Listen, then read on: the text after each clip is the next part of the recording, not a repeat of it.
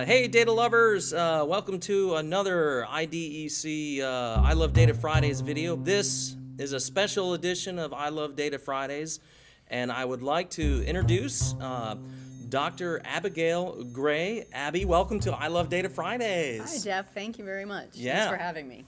So, folks, just a little bit of background here, and Abby, tell me if I'm missing stuff, is that Abby was one of our researchers on our very recent I3 grant scale-up study, and we are currently right now at the 2017 Reading Recovery National Conference here in Columbus, Ohio.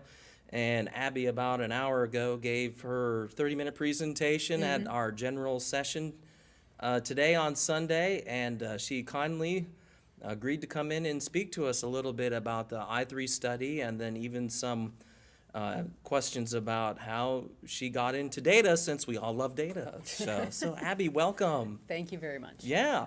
So I was just wondering if we can start with, can you give us some background about yourself, your education and, where you currently work, your role, your current specialties, and then maybe your role in the I3 study. Sure thing.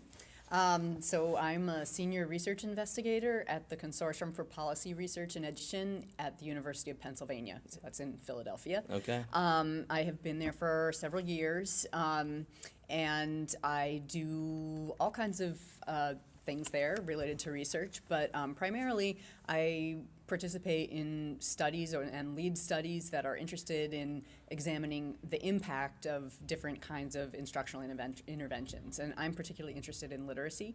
And I currently am running a large literacy-related project focusing on kindergarten students in the School District of Philadelphia, as well as another large project that is focusing on discipline and suspension practices in Philadelphia. Okay. And that's funded by the U.S. Department of Justice. The other one is funded by the U.S. Department of Education's Institute of Education Science. Okay. The kindergarten one. However, I think what brings me here is that I was the co-PI at Penn of the evaluation of the I3 scale-up of reading recovery. So I was here this morning sharing some of the findings from that study and just sort of getting the word out there about what we learned. Yeah. Prior to all of this, I was a teacher in Philadelphia before I went back to get my PhD, and I taught middle school. Yeah. And yeah, that's kind of how I got here. Yeah, so now we were joking about being a middle school teacher earlier, but was there a specific sort of draw that, at some point you were like, wow, I really want to do more research on this? Or what drew you to the wanting to come and study education? Well, I've always been a research-minded person. I've always been very sort of analytical. It's just how my brain works.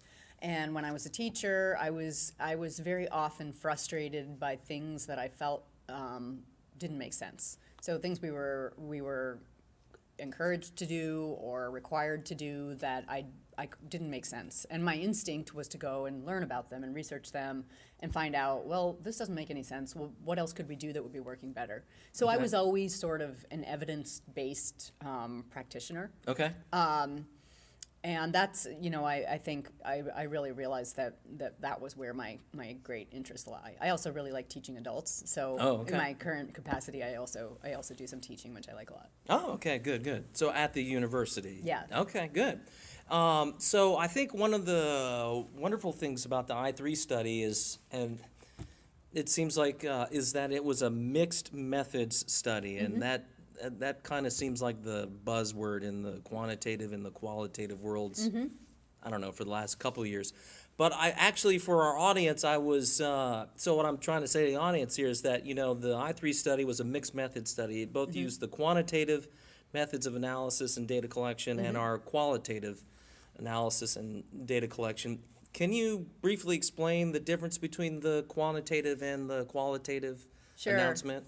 Well, I guess analysis, in really broad strokes, quantitative data is data that's in numbers, and qualitative data is data that's in words or images, or sometimes audio, sound. So in different media rather. The quantitative data analyses are generally sort of the types of statistical analyses that we're all familiar with seeing in various kinds of research studies, qualitative, and they oftentimes a quantitative study is designed to ask questions about what or how much, whereas a qualitative study can help fill in some of the answers about how and why. So in the Okay. case of the reading recovery study, we certainly used a lot of quantitative data to look at, to really run our analyses around how the students were learning and, the extent to which the students in our treatment group were Yeah. learning relative to the students in the control group. Okay. Whereas the qualitative work was designed to help us understand what was kind of going on behind the scenes, how was the program being implemented, and also ultimately to try to understand why the certain students achieved more during the period of our experiment than others. Okay, In good, this case, good. the treatment students, yes. So I'm just making an assumption here, but I assume that most of the source of your quantitative data came from IDEC, or did you have other sources as well besides IDEC? Yeah, so most of it did. So as you know, our primary measure Yeah. to look at the kids' reading progress was the Iowa Test of Basic Skills. Yes, yeah. And that was administered by teachers in the schools, and then that information was provided to IDEC, and then we retrieved it, or you provided it to us. Yeah. And as well as various information, just sort of school level and some teacher data, student data, all of that was provided through IDEC, which fortunately for us was already collecting a great Yeah. deal of that. I mean, that definitely helped facilitate the massive amount of data that we needed to collect Yeah, for this large study. Okay. And then how did you collect, or what were the methods of your collecting your qualitative data?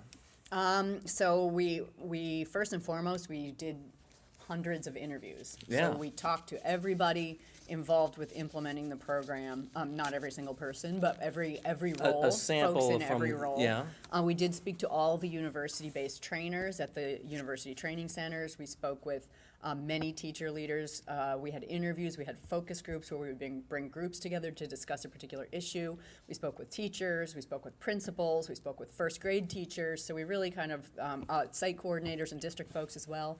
And then in addition to that, we watched a lot of reading recovery. So we went to schools. Oh, you guys went behind the glass and Yeah, everything? we did lots of behind the glass sessions, we observed lots of lessons, and we did some document analysis where we looked at lesson records, and we did analysis of those. So there was kind of a whole range of things that we did Okay. to really build that qualitative data set that we used. Okay. And did some teachers also keep journals for you? Or did they logs? The some logs. kind of logs? Yeah, that's a good. Yeah, actually, you're right. So some of our quantitative data, I'm glad you said that, was survey data that we collected. And surveys are funny because they can be quantitative data in the extent to which you're sort of getting a count of something, but they can also be an avenue for collecting qualitative data, because sometimes you'll just ask a question and ask people to write a response. So, Yeah, yeah. so analyzing survey data can really bring in both methodologies. Okay. But where I was going with that was that, yes, so we distributed surveys to reading recovery teachers, to teacher leaders, to site coordinators, and first grade teachers. Okay. And so we collected data that way. And then similar to that, we also had a teacher log that we asked the teachers to fill out. So we would send them this teacher log to the teachers, randomly sampled teachers on a random okay. day. Yeah. And we would say, please document everything that you do this day. You know, during the course of that day, I believe it was 15-minute increments. We asked them to say, Wow. right now I'm eating lunch. Right now Okay. I'm working with my first reading recovery student, and right now I'm doing whatever. So this would give us it gave us a huge data set in terms of how reading recovery teachers spend their day.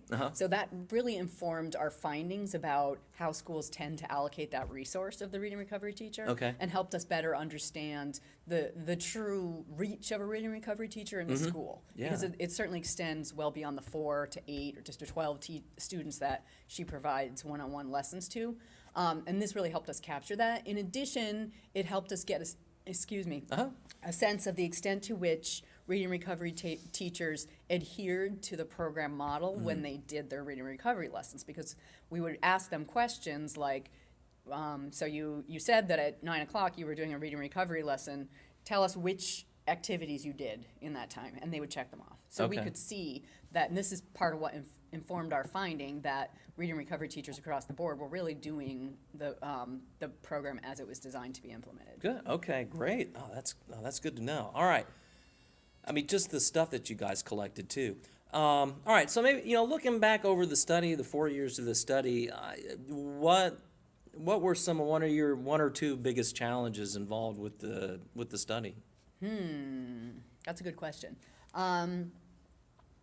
The fact that it was a national study, so just the sheer volume of people involved, and the scale of the study, we always wanted to make sure that we were presenting a balanced view across Yes. all the different places that were participating in the study. So every UTC, every state has completely different ways that they operate, different ways that they even staff reading recovery. In some states, there's state funding for reading recovery that really changes the whole landscape of the way that the system operates in that state. Yeah. So I think just getting sort of the lay of the land of all the activity that was going on was probably our biggest challenge. We found that reading recovery teachers, all the way up, basically everyone who had reading recovery either as part of their job or as something that was going on in their school, was really, I don't want to say unanimously, but in general, was very positive, very supportive, very interested in what we were learning. Okay. So that aspect was great. Okay. All right. So, I was kind of telling you earlier, our teacher leaders, I know they are trained to use data to make decisions, and there's reading recovery places a very high value on data, instructional data and even sort of evaluation data that we help collect. But a lot of times I think teacher leaders are a bit nervous about approaching, and they want to use the data. And so if I'm a nervous teacher leader about data and I want to look at the final report, that you guys have produced, where's a good recommendation to say, where can I dig into that report? Yeah. Well, I guess a first step would be to know where to find it. So you can access it online at www.cpre.org/rr, and that's CPRE, CPRE.org/RR, and you can go and download the final report of the I3 evaluation of reading recovery. That's all on there. It's actually a pretty accessible report. I think there are certainly sections of it that are very technical, but even in those sections, we've worked hard to try to kind of interpret that or present it in ways that are going to be meaningful for people. For example, we certainly, among our peers as researchers, we talk about things like effect sizes and standard deviations, and the fact that reading recovery in our study was shown to have an effect size of roughly 0.4 standard deviations. Well, that's great, but that doesn't mean anything, right, to anybody who's not trained in that particular way or used to thinking about the world in that way. So we also include things like, okay, well, that translates to X number, it's 1.55, extra months of learning in the course of the 4 months that the students received the reading recovery program. Okay. Or another way of saying that is that these kids grew at a rate of growth that is 31% faster than the national average for first grade students in the first part of first grade. So we try to really translate it into ways that hopefully would be more comprehensible. But I would say certainly, read the introduction and read the conclusion, if nothing else. And you'll get some of the key takeaways. I used some of those exact statistics. So I did a workshop at a conference over in Bulgaria, and it was just a workshop on IDEC's sort of how did we interact with the I3 grant and what we support. And I used that. Oh my God, I use your report a lot. I referenced it a lot. I'm glad to hear that. Well, just because it had.